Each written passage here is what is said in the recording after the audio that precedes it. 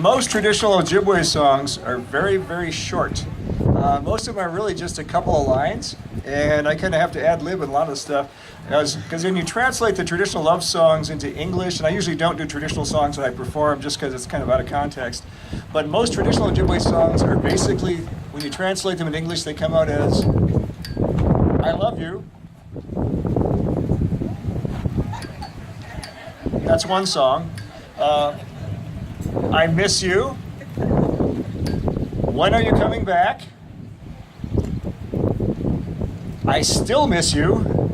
That's basically what they are, and it's actually sort of a repetition. Once you do the whole song, it takes it's basically one line that you repeat over and over again.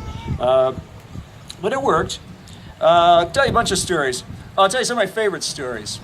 One of the old ones is how the flute came to Native people. And there's different tribes have different stories.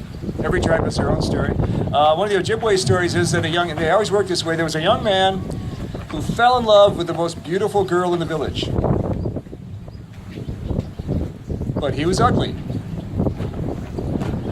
I know how that feels. But she wouldn't pay any attention to him, so he wandered off into the forest to die. And all these stories start the same way. Some guy walking away to die. Lots of them. It doesn't matter what tribe it's from. He's going to go die because he's so sad. But the Ojibwe version was that he goes off in the forest to die. And while he's sitting by a tree, he's sitting on the back of a big red cedar tree, he hears this pounding sound above him. He hears this. And he looks up, and there's a great big those big woodpeckers. You ever get those ones around here, those pileated ones, those really big ones? There's a pileated woodpecker above him knocking on this branch.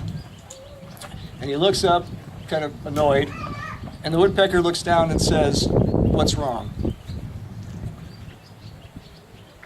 In my mind, the first thing that would go through my mind is, oh my God, a talking woodpecker.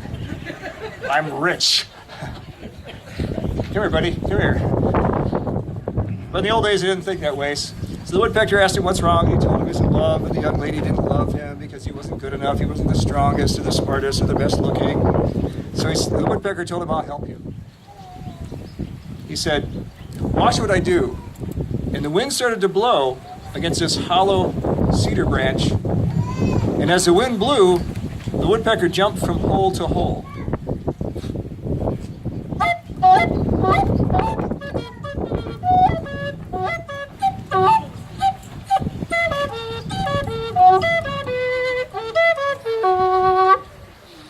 And he said, "Now, did you watch what I did?" He said, "Look at this branch. Look at how it's made. Look where the holes are. I want you to copy this exactly the way I've set it up for you." So the young man went back home, found a piece of wood, made a flute, went back to the forest, and the woodpecker taught him the song. Second thing goes through my head is not only does it talk, it's a musical woodpecker. It can read music. I can't even read music. So that's one of the stories. There's lots of others. The Dakotas have their own version. The Ho-Chunks have their own version. They all have their own version of that story, but they always starts out with a sad young man going off to die. But in the end, he makes the flute, goes back to the village, plays the flute. And not only did the girl he was in love with come out, they all came out. Okay, I'm just waiting to see who follows me back to my car, but we'll see. This wind is just horrible.